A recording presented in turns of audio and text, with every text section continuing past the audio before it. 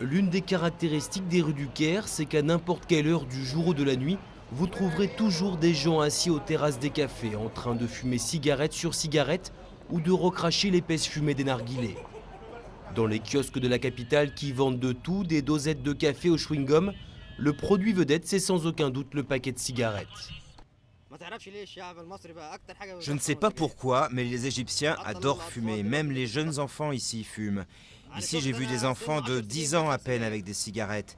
Il y a aussi des sexagénaires qui fument 2 ou 3 paquets par jour. L'année dernière, le ministère de la Santé a obligé les cigarettiers à ajouter des messages d'avertissement sur leurs paquets. Une grande première qui a mis les fumeurs égyptiens face au danger du tabac.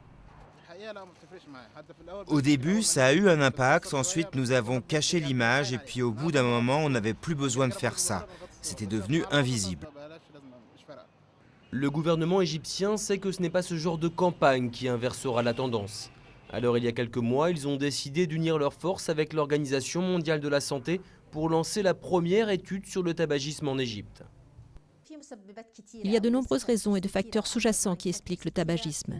D'un côté, il y a la volonté de se détendre, de déstresser. Un autre problème, c'est qu'il est très facile d'acheter des cigarettes. Les vendeurs n'ont aucun scrupule à en vendre à des enfants de 11 ans. Nos lois anti-tabac ne sont pas respectées.